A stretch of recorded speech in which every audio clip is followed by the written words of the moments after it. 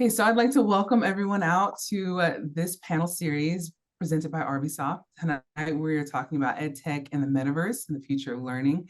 It's going to be a really good conversation. We are here and joined by some very esteemed panelists.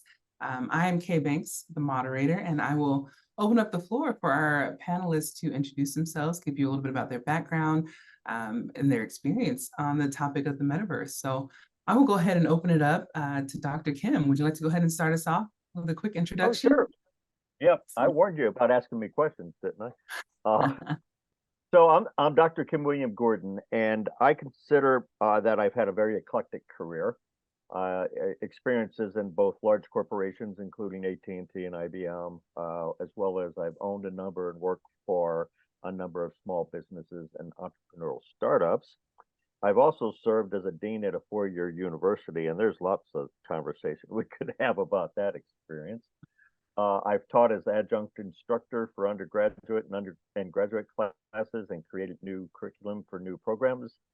And honestly, my involvement with the use of AI and adaptive learning technologies and the whole gambit of technologies that are impacting EdTech right now really fulfills a lifelong passion to re-engineer education as we know it so that it is effective and something that might actually facilitate a return to the love of learning for learning's sake. Wow, that's awesome. A wealth of knowledge at our fingertips right now. Thank you, and welcome to our panel. Thank you. We'll go ahead. Jonathan, feel free to introduce yourself. So Kim's introduction reminds me that I was once a adjunct professor, and so at the University of Nevada, Las Vegas. And in 2003, they said, "Hey, we want this course to go online. Will you do it?" And I said, "Sure," because it essentially guaranteed me a spot because no one else wanted to teach this online course. And so to be transparent and to talk badly about myself, what happened was every semester was just a copy of the previous semester because nothing had really changed from 2003 until recently. I did lose that sweet little gig during pandemic because then all the professors had to go online and there's no room for us adjuncts. But anyway, all that to say, I've been in the adult learning space pretty much besides that adjunct class, left after academia in around 2008, 2009, and still always studying the brain and why we learn and think. And then in 2016, joined my current company, Sententia, and we're all about the gamification, game-based learning for adult learners, and that's been my focus. And then, as Kim was saying, looking at this shift, this transition that we as humans are about to experience. Oh, yeah. Will be interesting to ride. Not that I'm an expert on it, but because we're all sitting here looking into the future and we know how successful that has been in the past. So. Awesome. Well, thank you. Welcome as well to our panel. We're excited to have you. Yeah. We'll go ahead and Illia, let's introduce yourself. Hi guys, pleasure to meet you. My name is Illia Pashkov. I'm a designer in my soul. Been doing design for almost like 20 years. Different levels of design, and I've been involved into different industries, branding, marketing, product design. I work for big companies, enterprise companies like BMW, for example, design some part of the UI, UX and product design for them. And I've been in consulting space and metaverse space for almost like 10 years, building different AR, XR, and 3D solutions, where I was implementing different, 3D tech into different companies, building AR and XR and all things like that. And I've been delivering the metaverse technology for the past several years, merging it together with blockchain, merging it together with AI currently, and finding the market fit for that technology currently. Awesome. Wow. I'm excited for this panel, gentlemen. Thank you for introducing yourself, Illia, and welcome as well. Obviously, tonight we're going to be talking about the metaverse. but to some people, it's fairly new. So I'll start off with a general question that's open to all of you. What is the metaverse, one, and then how does it relate to the field of education and ed tech? Anyone want to take that one? Yeah, Illia's go for it. Go for it. I mean, if you guys okay, I can start. I mean, first of all, metaverse is the meta space that could be a 3D environment, any virtual environment, any virtual room, planet, city, doesn't matter. But it could be not just only internal room, like imagine you playing a game in VR headset. For me, working in tech and building 3D things, for me, it's also experience that could be like outdoors experience. And for example, currently using spatial AI, you kind of like can utilize your physical space, everything that surrounds you, and play around with it in more advanced way than just to be internally in some VR surface, right? And thinking about that as a future, so technically any virtual environment that could make your physical environment more advanced can be powering by technologies like blockchain, by technologies like AI, to make it more even more interesting than it's just like a regular 3D. And using those 3D layers, layers of 3D scenes, for example, I can change my environment to anything. So talking about the education, let's say I can design my room the way that I want it to be a chemical lab, and I want to bring students to my room and then teach them how to use chemistry, for example. So they're going to be wearing any device, for example, like a VR headset or maybe Apple Quest Pro, or maybe just even interacting with their phone, seeing an AR experience where we can run a class, let's say, and teach them chemistry and doing like some complicated chemical work that could be done on the lab level, but it's also could it could be done in the metaverse, and all people could be remotely. They don't have to be in one place. Some of them could be presented in like internally in the room, and some of them could be remote. So that's kind of like if I don't know if I answered your question, but to cover pretty much what you asked. Yeah, no, that's great. Thank you for that and providing examples. So I appreciate that. Would anyone else like to tackle that or add anything else to it? In some of my views of the use of these metaverse AI, AR tool sets within the context of a AI moderated educational environment is I like to use the conflicting term, it is personal and collaborative at the same time. Because these environments over the course of time begin to wrap themselves around you, especially in the ed space, and it gets to know what you need to know, when you need to know it, how you learn, what you like to learn, what your propensities are, and then it takes all that tool set that it's wrapped around you, and then it allows you to interconnect with the rest of the world out there. Because at the end of the day, one of the things I'm sure most of you are starting to hear quite often is that the existing educational model is very insular, and it's very me learning and me having to get good grades, where we all know the world is collaborative in effort. And so that's the major shift that I see that these kind of tool sets are going to be able to provide us, is the mechanism in order to accomplish that.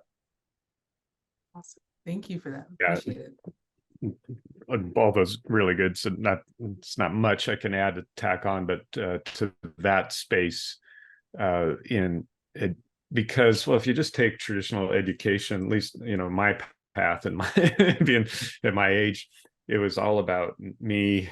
So when I'm doing the dissertation, I have to come up with something specific to me. I have to fight against my committee. I have to defend. And it was all, but as humans, we're collaborative species. I mean, that's learning for hundreds of thousands of years was a collaborative space, and it was only since the Gutenberg press pretty much that we narrowed it down to just this scholar coming up with the original thought that he or she could defend against this committee. And so that's what's exciting, to be able to have space where that can it will expose the fallacy of the traditional, at least in higher ed, approach, and which of course moves over to, in the corporate side, is don't cheat, don't whomever comes up with the best gig, the best idea, the best whatever, is the one who gets promoted, pushing everybody else down instead of being the more collaborative experience. But to your point, Jonathan, the rules all change, right? Mm-hmm. I don't think many people understand how fundamental of a change that all of this technology and architecture is now bringing to the forefront. I agree with you. The school system as we know it today has been obsolete for 50 years, as far as I'm concerned. And it's high time that we start seeing some of these improvements and changes. It's fun. It's exciting times. Exactly. That actually leads to our next question, Dr. Kim. How will AI and augmented adaptive learning, how will that change education and training modules? How do we see that future being molded? So, we've got to keep in mind that the education model, that the so-called traditional one that's in place today, was really designed in the 1850s, 1860s, right? So it was a time before electricity. It was a time even before indoor plumbing. And so things have changed, right? But the educational model has not. And what's happened is that education model was one teacher, many, many students, right? And so there was no attempt at personalization. Everybody was marched through in a very regimented industrial style mechanism that was supporting the industrial age. And now with these technologies, we can take that one teacher, many students model and just turn it upside down. And we can put the learner at the center of the entire process. Each learner deserves to be successful. I firmly believe that. And each learner deserves, if they need access to 20 or 30 human teachers and 20 and 30 AI teachers, we can do that now. And I think indeed that's the challenge for us as a society is, are we going to make the decision to move forward as a thinking species, or are we going to remain mired in the 1830s where nothing ever got done to speak of, as far as I'm concerned? And I'm doing this without we made cars and stuff. We had factories in the past. Right. Yeah, we had ball bearings that needed to spin around. We don't do that anymore. Let the AI do that. It's exciting. So exciting time. So what key challenges and opportunities do you see with integrating EdTech and the metaverse? What are some opportunities there?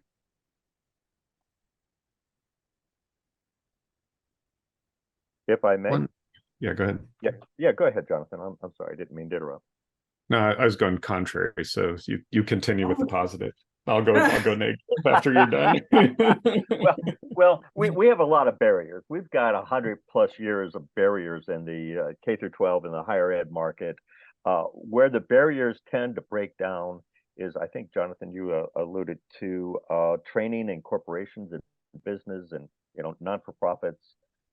What happens is they are embracing this stuff big time because they need people that are effective and that are on the job getting things done. They don't need people sitting in the classroom killing time and they don't know whether they actually learned something or not. So my prediction is that all of these technologies are going to be driven from the private sector, the government sector, into the school system. And when the school systems can't cope, can't step up to that challenge, they'll be replaced. And I don't personally want a world in which, the Googles and the Apples of the world are basically the same people that educate our population. And so I think we have as a society, we need to think about what does education mean in the 21st century through the 24th, I guess. And how do we manage this moving forward? But, I don't even need to mention all of the barriers. You've got school systems that are so locked in concrete. I'm not sure they're ever going to be able to change until they close the doors and somebody replaces it. And that's a shame. Thank you. I went a little dark there for you, Jonathan. No, and I was in Illia was spends more time in the space than I do, but what I do know from when we study the brain and the interaction, there's whole parts of the brain that fire when we talk and interact with individuals that are dormant, like when we're interacting with computers. So what we don't know, or at least as far as I know, and Illia, you might know more about this, but I don't know of any studies that show that those language centers that fire when it's one-to-one with humans, like we are here. And we certainly know if we moved over to Fortnite, that all goes flat because we can study that. What we don't know, or at least as far as any study that I've looked at, is will we as humans adapt to those language centers of the brain that fire? Will they fire inside of the metaverse? And I'm not aware of anything, but that doesn't mean it doesn't happen. There's just everything I looked at was anti-e-learning discussions of why. Well, it goes to social learning, the social learning model and that whole camp. And and like I said, I'm not aware if that's happening in the metaverse, or maybe the metaverse isn't established enough.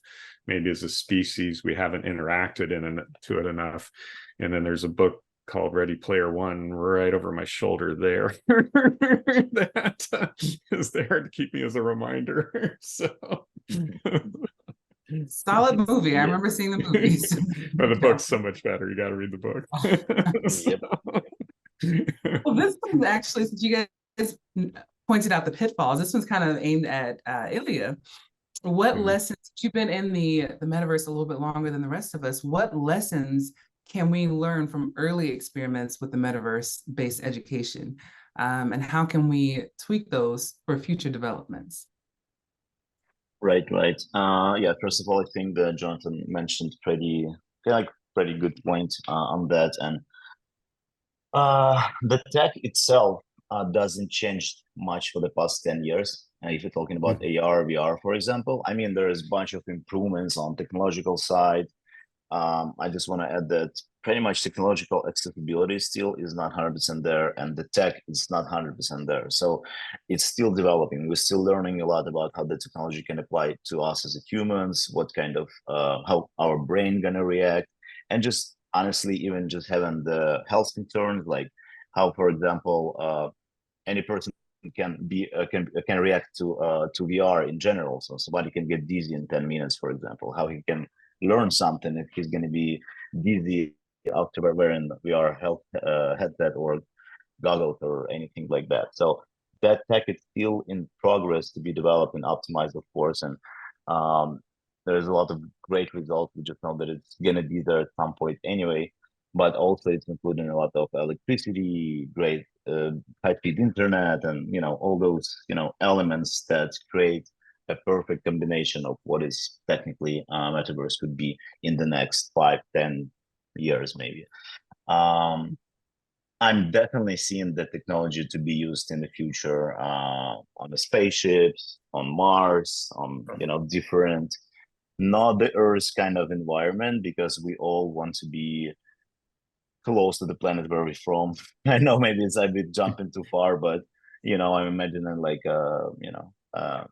astronauts is going to be like traveling in space in near future using metaverse to have some sort of like Earth kind of experience, even though they just stuck somewhere in space for like on the mission or something. And we've seen many scripts like that in the movies, like Black Mirror, for example, and other ones like similar to this, like sci-fi movies, of course.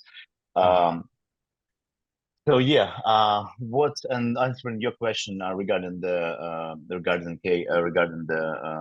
it's like changed in general and what kind of use cases. So as I say, the tech itself doesn't change, much compared to what's been happening for like 10 years ago. It just was less adapted even than it's right now. So, and I feel like the idea of virtual reality was like popping and pushing in tech since 80s. So people were always driven to build the virtual reality environment, starting with the Tron movies and all those, and the metrics and the other ones. So even though during all this path, there was no still good use case where people can like jump into it and okay, we're gonna be there forever and we don't want to leave the place. It was kind of like a hype for like a year or so and then falling down, and then another technology achieving some kind of results, and then it's going down again. So I feel like with merging with blockchain, it was a very, very big move for virtual reality space, and of course growing into like quantum computing, so we can build better processors, so we can actually render and generate a lot of virtual graphics in real time. So I personally working a lot in like R&D space, finding how that could be applied for current using current technologies and find the best solution how to, let's say, render a new world, and finding the solutions for servers and processor to make a remote rendering and cross rendering where different scenes already preloading, so it's not taking a lot of time to load anything. So technically, I'm seeing gamification growing a lot, and like models like find to earn, or like play to earn, or like learn to earn is actually going to be scaling a lot in the near future, because the idea of achieving something and then achieving some points, result, scores, and then using blockchain technology to use it more transparent, efficient, and let's say unhackable, with the right amount of data and security is the big key there as well. But also, having the AI gonna play very, very critical role in the next, I would say, in the next future, next 5 years, because currently the R&D technology that we're working on is insane, something that we can't even imagine, maybe like even several years ago, that something like that possible to make. But with the scale of AI currently, the ability to change, currently we can change any environment, any texture, any, let's say, room to any style we want, right? Using the same technology like Midjourney, changing the textures. But the next generation is actually building the generated 3D objects. So we pretty much can change any shape, any polygons in Metaverse 3D space using AI. So technically, applying any like language models that can come from like ChatGPT, let's say, or any other AI, we can create virtual teachers that's going to be automatically generating answers, lessons, courses based on the request, personas, environment, and all the criteria that's happening currently in real time.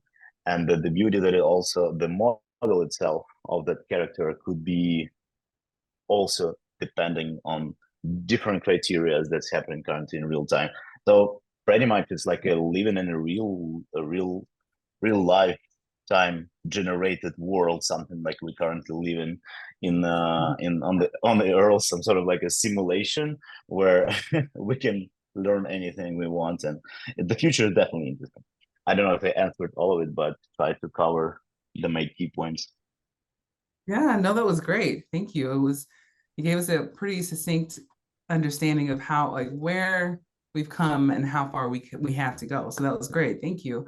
Kind of switching gears a little bit. I know we've talked about how the human brain works and how we've learned historically with the cross collaboration and interaction and social learning and all those good things. So how can the metaverse kind of facilitate that cross-cultural and international, collaboration and education? How can the metaverse help with that? Talk about challenges, right? Yeah. Yep. I just read recently that one of UNESCO's issues regarding the way that these chats are being spoon-fed is that 80 to 90% of all the material that they're ingesting is based on the English language. That there's a whole segment of this planet that is just being completely ignored when they're bringing these things up online. So when we start seeing a serious movement towards trying to homogenize what we're actually constructing out there, and we're seeing it, I'm talking within the next 12 to 18 months, then we will start seeing the incremental improvements. But from my view, the metaverse in a AI-enabled educational environment is one of many tools. Mhm. You as a learner will pop into the metaverse, and maybe you'll pop out and you'll pop into AR. And maybe the AI will wrap some context around you, and you'll pop into the real world to actually accomplish a task. So I don't see, and I'm interested in what my fellow commentators here think, but I do not see us dumping into a metaverse environment for any real length of time. Illia said people, or I think Jonathan said people get dizzy, or there's a lot to that, right? So I see us moving deeper into what I call education on demand. Then I see us moving into one particular tool set or another. We're going to use all those tool sets, AR, VR, Metaverse, all of them, wherever they're appropriate. That's kind of the way I see it. But what I think Jonathan said, where predicting the future is pretty safe bet, because I can say anything I want, but yeah, you'll be wrong. yeah, exactly. But projection wise, that's kind of what I see unfolding, especially in the EdTech sector, regarding these technologies. There's tool sets. Kind of like a book, right? You're going to have a book, you're going to have a video, you're going to have AR, you're going to have VR, you're going to have a metaverse. But anyway, I interrupt you, Jonathan. Sorry. Well, no, well, first of all, I was going to add to what you said, is that when the internet came along, we could never have predicted Internet of Things. I wouldn't know that there'd be a system listening to me. And then, even though she's supposed to be turned off, all of a sudden up pops these ads in my Instagram feed of the confident appeal to to what I was talking about in a private conversation while the assistant was in the room. But the to build on your point, though, Kim, was the on the other side, when I was talking how we learn collaboratively, I believe where the technology will go is then on the individual side. And so I use the example of how generations behind me just love, if they need to know something, they watch a YouTube video. And for me, it's extremely inefficient to go to YouTube, look up a video, because then I have to watch the whole thing, and what I need is 8 minutes in. So I'd rather have a book that I can flip to the pages that I need to. Now, again, it's generational. YouTube wasn't around when I was learning things. I had to, but the point is that perhaps in those environments, then someone like me who can read faster than he can watch a video can get to the information I need faster. It might not be a physical book, but there'll be a digital book that I can flip through, scan through, and then someone else will sit there and interact with a chat bot, and someone else will do this or that. And hopefully we'll find the capacity to learn the way we like to learn, or grab information. And then ultimately, the reason I was pausing right there is, what is education? What is just-in-time learning? What is hard skills, soft skill? Certainly with VR, well, even some really cool AR right now. I'm down here in Texas, so the oil and gas industry, the skill sets that people are able to learn on the line with, in this case, the coolest right now is AR, but that's very, very specific, very technical, and so on. And so, of course, it works extremely well in that space. How not to swear in front of your teacher, it probably doesn't matter. I mean, I suppose there might be a minder bot back there that watches the language you say, when you get frustrated. But anyway, to say, my main point there was, hopefully it allow people to get information the way they want it to, and not be still repeating what has already been happening, is that we're forced to go into these environments that we're not particularly good at. The reason I have degrees is because I am particularly good at sitting in the classroom, figuring out, game the system, and all those things from the traditional classroom. It's not that I'm necessarily smarter. I just know this. I can play the system better. So in the near future, hopefully the technology will be such that we can learn in an environment that is best for us to achieve what we want to achieve. And hopefully it won't be our overlords saying you need to learn the skill set because we need X number of workers to get to Mars or whatever. So Right. Well, Hopefully we do Mars not has get come up twice, so yeah. bear with Well, me here. Ilya, I just read an article the other day that it's going to take an AI to be able to synchronize these kind of meetings when we've got people on the moon and the Mars and on Venus, because it's going to take a tremendous amount of processing power just to figure out what time zones everybody's going to be in. But I love it. Yeah, I'm on South Padre Island, so South SpaceX is right over there. So I can well, I can and paddle I'll my boat reemphasize. to SpaceX. Wow, well, hop on board. And my point is that when we do have those colonies, and we're going to get there, I truly believe that, then the idea of a classroom is absurd, right? So we know once we get off this planet, things are going to be a heck of a lot different. It's just in the meantime, we have to put the systems into place and figure out how to maximize learner success. And to bear with me here, I'm sorry to be jumping in, but there's two elements here. There are studies that are beginning to prove that much of what is considered ADHD is the failure of the system to actually handle the child. It's not that they have it, right? And so we know that, but we still classify them as ADHD and we pigeonhole them, and then we treat them that way for the rest of their educational career. That's got to stop, and these technologies will fix that. And then secondly, every person learns at their own rate, and Jonathan's point, at their own type of learning style. And so other studies have shown that some students take 3 weeks to understand Algebra 1. Other students might take a year. Who cares? As long as they understand it. And so we've got to get over these constraints that were artificially built into the system and have been there, once again, for almost 200 years, quite honestly. So I can get pretty adamant about that. It's not the system. The school system needs to be re-engineered. It needs to be replaced. Bottom line, categorically.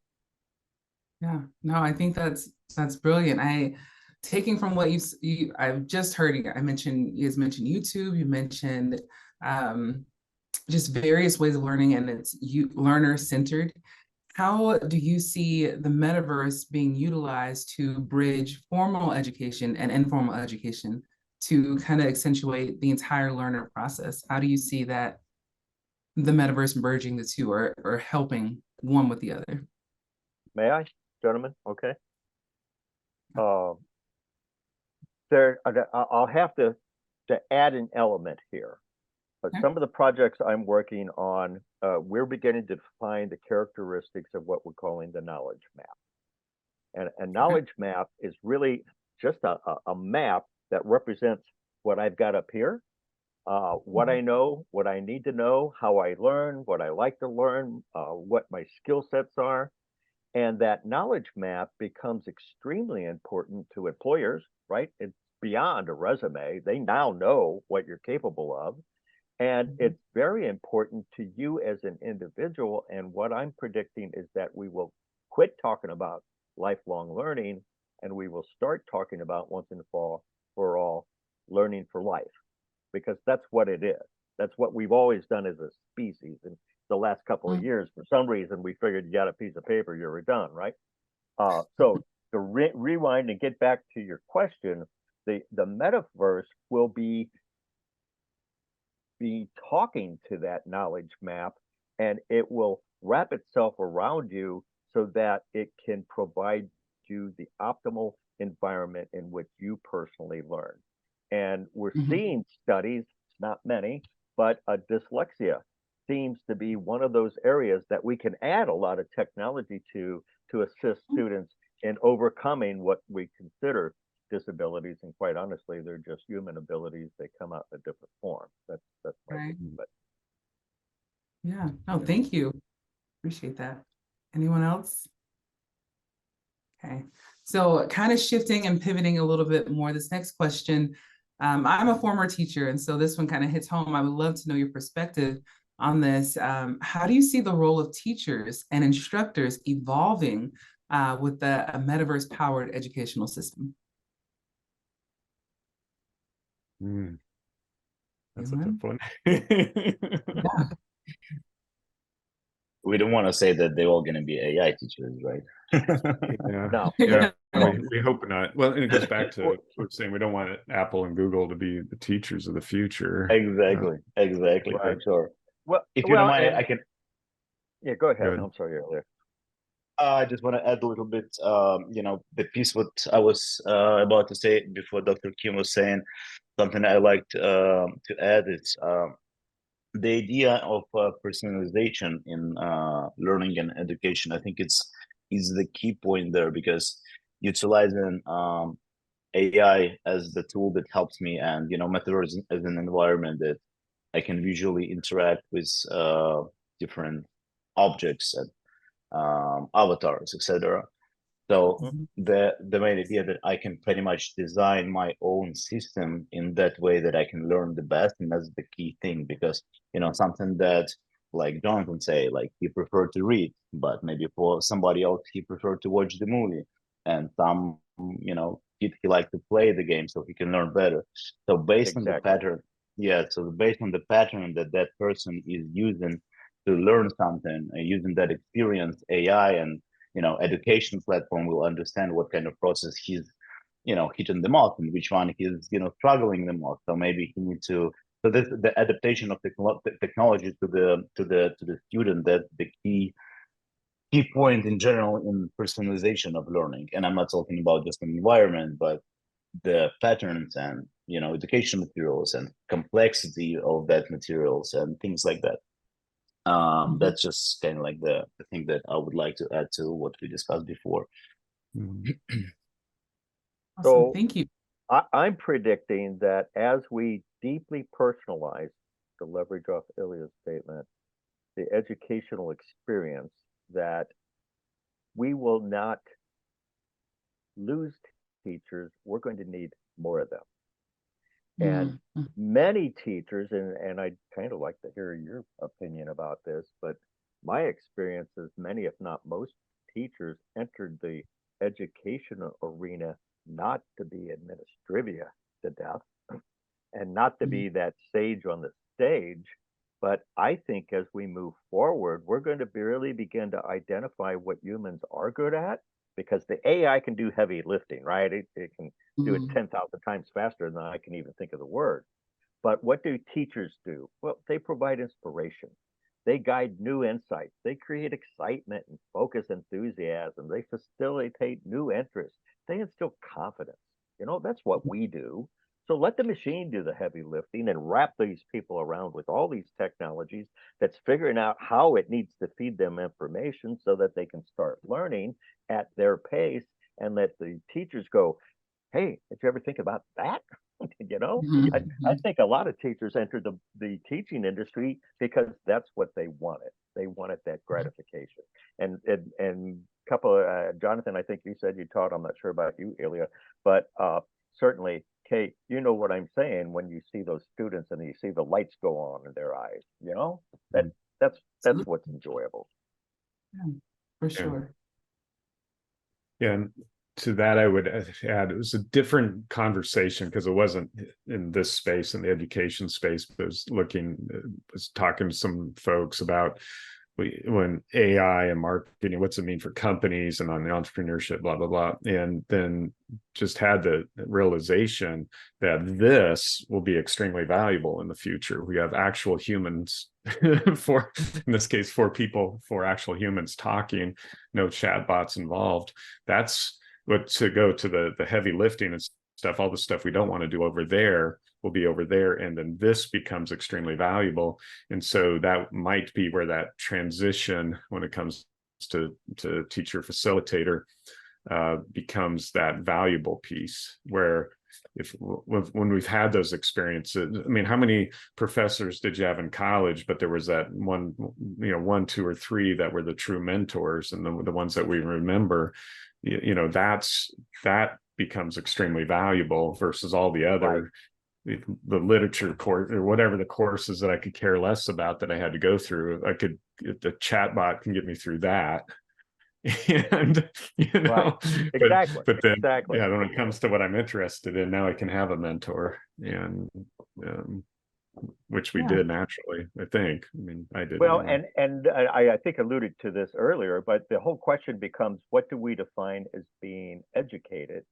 And Richard Feynman, who was a physicist in the 50s, 60s, and 70s, brilliant man, once observed with his students, because he taught a lot, that they took 4 years to memorize things that I can look up in 15 minutes.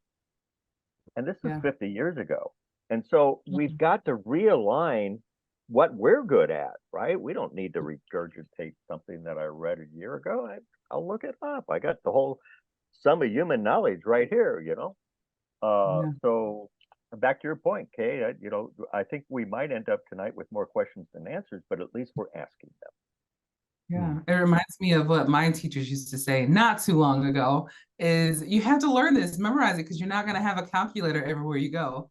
And literally, always have a calculator. So, same what's happening with ChatGPT currently. Like for the past year, I was just exploring the different news about AI, and like I'm sure you've seen heard about those use cases from the students. Just they got like a diploma using ChatGPT. They fully complete all the tests because using ChatGPT, and like, is it officially means that I actually know something, or I pretty much like know how to play with that technology? It's also another good point in that perspective. AI, of course, help us to kind of like go through and find all the answers super fast, but on the high level. But we're not doing like a big deep dive into learning the way how it works and things like that. So I feel like the way how technology works is just human brain going to be shifting a little bit. Same as with calculator back in the days. Like I think it's very similar analogy. So if you want to shake yourself up after this session, go to your favorite chat unit and ask it, from an AI's perspective, what are the greatest assets of humanity? You'll really be astonished at what you get back. But first and foremost, I've done this 4 or 5 times, and the very top one is humans are creative and innovative. And if that's what the AI thinks we're best at, then that's how we should be educating, because it is what we're best at. We dreamt the AI up, right? We've invented it. What else can we invent, But anyway, that's great. You guys mentioned a lot of the intangible things that teachers and educators and facilitators do in the educational system. So with this change that is imminent, what are some key competencies or skills that teachers and educators will need to adapt to, or to at least gain, that's outside of the realm of education now? Wow. But I've got a pat answer. Go ahead. And because this came up in a conversation a couple of weeks ago, there are some mission critical thinking elements that all of us need, but I think teachers need them first. There are things like AI literacy. There are things like media literacy, information literacy. So I think teachers need to start understanding how it was constructed. They don't need to know what the parts are in there. They don't need to get down to the code level and the bits and the bytes, but they need to understand what they're looking at. And then once it becomes in focus, then they can start incorporating it into their day-to-day planning. If that makes sense. And that's where I was going to, the resistance to it, because to cycle all the way back to the beginning, when it was do your own work, don't cheat, and all of these things. So if in the future AI is going to be writing our papers for us, and certainly I'm looking forward to it writing grants for me, because I don't want to write any more grants or RFPs. An AI for that. I feel if that's so, instead of resist, just to realize that that's what's going to happen. For teachers, it's not I guess would be the flexibility to just realize that what once was, especially the longer we've been around on the planet, or the resistance to, by the way, things are going to change. And I guess it's happened before. Suddenly we're driving cars instead of horses and bicycles and stuff, and somehow we adapted, so and now only rich people ride horses. Right. So, Yeah. It's been flipped. yeah. I think honestly, we're going to see a lot of people retire or leave the army. For sure. I see that. I feel like the most important key thing is just to keep a hand on pulse of like innovations. And just a great example of, I remember myself when I was finishing my university back in Ukraine, and it was very like orthodox post-Soviet education that was very like very very well put it, I would say, because it was not easy to do it. But and my degree was in engineering, so I have to know mathematics and all the high level things to get my diploma. But because I was super innovative in that moment when I was studying, already had my small development company, and I was developing already projects for my clients in parallel while I was studying. So for me to get the diploma, it was so easy because I understood, the teachers tried to educate me like orthodox knowledge about like system and stuff, but I already knew where to get the right template, and I knew all the top the best design tool, so I can build something wow for them. And when I finalized it, it was like, it's impossible. It's the best thing we've ever seen in our life. How you possibly can do it? I was like, to be honest, it was just a project for my client. It took me 6 months to build it, but I perfectly can use it for my diploma. So it was a similar situation happening, like the similar shift happening, probably maybe with every generation. But I was actually surprised because I consider myself as a self-educated person. So if there is any information I want to learn, I will find the ways how to learn it, what are the best ways to learn it for myself. Kind of like building my own plan and strategy, learning about code, metaverse, blockchain, you name it. It could be anything. The interesting thing that I feel like the teachers have to adapt with that technology, and what I'm seeing, like, I kind of like forgot how it was back in days when I was studying. And then I was actually just talking to someone like a few weeks ago.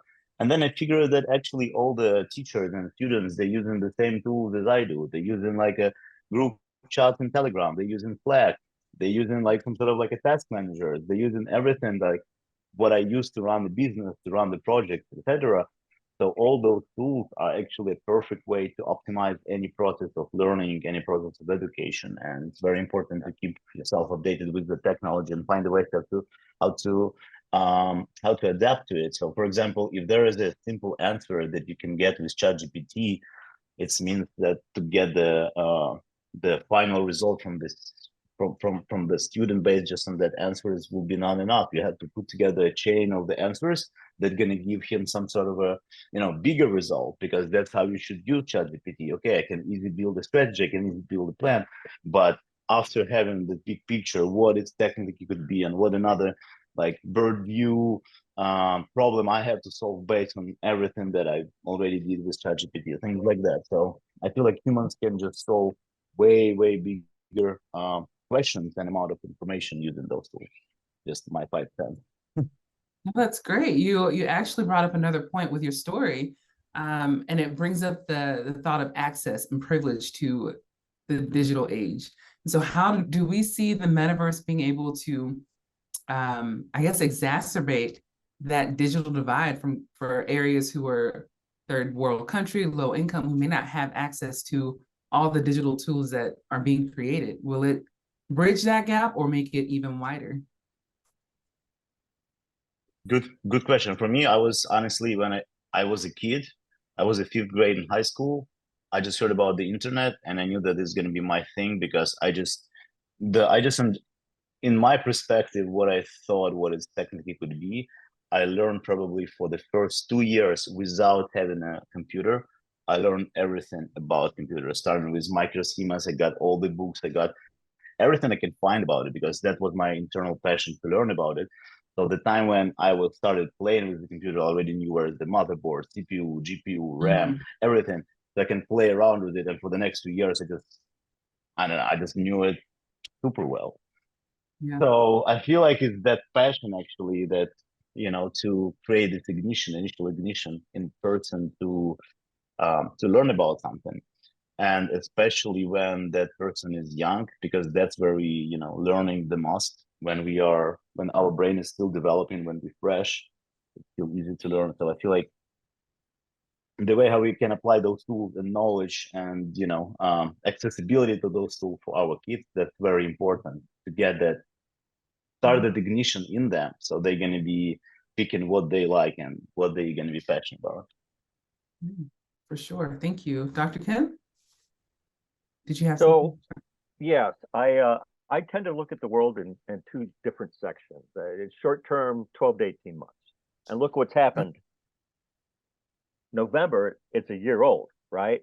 So this stuff is flash cutting. Also think about what's happened in the 30 some odd years since the internet reared its head, right? The whole world shifted. So short term, to answer your question, yes, we've got accessibility problems, and we've got to flatten that field. We have to, as a species. There's some kid out there that's got an idea in his head, and if we don't give him the tools to get it out of his head, we're never going to get to the stars, kind of thing. And then long term, 30 years, I see it flattening out because as we've seen in recent memory, technology gets faster and cheaper and faster and cheaper and faster. It doesn't go the other way. So yes, we've got accessibilities. We've got to provide a equal and level playing field for everyone, not simply because it's the right thing to do, but it's the right thing to do for humanity. That's my view on that. I love it. Thank you. Yeah, and to cycle to going back to say like the metaverse or something, and then Illia was talking about blockchain. I mean, these are all hugely expensive, rich to the servers to run blockchain and all of these wonderful things. So inside the metaverse, that might take even longer, just because first of all, the tech for when it's to be efficient, we're not there yet, as Illia pointed out. So even as we get there, but even in 3D worlds now, sure, it's that much cheaper to have a headset. Well, there's still very few people that can afford not just the headsets, but the system to run it and all of those things. And then to have quotes metaverse, in my opinion, we got a ways to go before that flattens out. And maybe that I hadn't thought about when we leave the planet, then that's going to accelerate that being more universal, just because it'd have to be that much cheaper. If we're putting it in our rockets, it's going to be cheaper, because governments. I think what I'm trying to emphasize is, though, we've seen tremendous change in 40 years. Projecting this forward another generation or two, all bets are off as far as I'm concerned. David Brin, a famous science fiction writer, said that he's had to stop writing a lot of science fiction because his vision is dimmed. He doesn't know where we're going anymore. He used to be able to do some imaginative projections, but now it's just, we get to figure it out. Wonderful. Well, gentlemen, thank you so much for your time and your perspectives and your input. I would like to open it up for your last closing remarks on your thoughts about the metaverse and the future of education and the future of learning. So I'll give you a moment. I know I sprung that on you. I'll give you a moment to kind of formulate your thoughts, but yeah, we're going to do closing remarks. And whoever would like to go first. Yeah, just because I've already said kind of where I'm passionate in this field is what will become more valuable will be the face-to-face, the one-to-one interactions will continue to be valuable, because our brains have been working on the current wiring for a million years, and this is all happening like this. the Gutenberg press, when you look at humanity and how long, and just even since the Gutenberg press is just this little sliver in the human experience.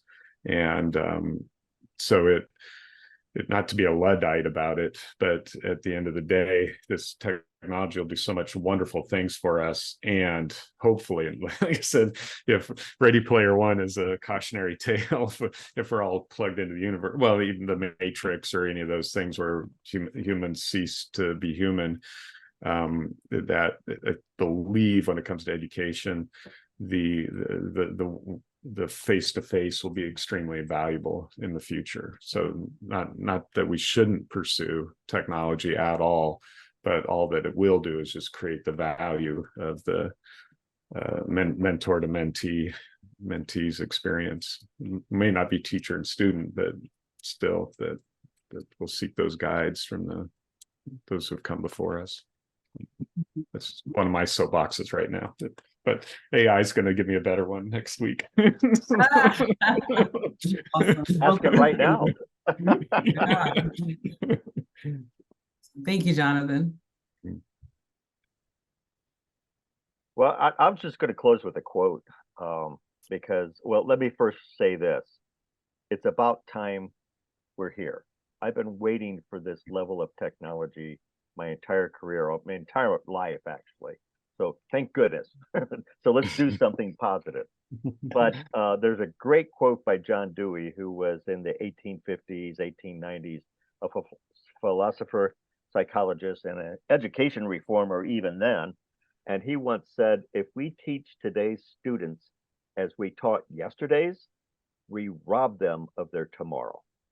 And I truly believe that. So let's not rob them. So. Yeah, even more so. Exactly. I feel like I'm just gonna continue like this passion when you are a kid and you want to learn about something so much that nothing gonna stop you, and you know how to adapt the technology, and you know it better than others. I was actually like, when I was finishing high school, I was teaching the people in universities how to use computer and things like that, because that's how well I knew how to use it. And the teacher just invited me to teach older people, to help him with that. So I definitely believe in the future of innovations and progress, and everything is happening for a reason. So having such amazing tools, and seeing how those tools can help the humanity to solve problems, problems with health, problems with education, problems with accessibility also, because with Metaverse, it's also like could be a global platform where there's no borders, like internet. You want to learn about something, you can get in a room with any person. Like back in the days, they started the chat rooms. It was just such a big innovative thing. I remember those times where I can be like in Odessa, Ukraine, talking to somebody in New York. And it was like impossible to me that we can have a conversation in real time without even knowing each other.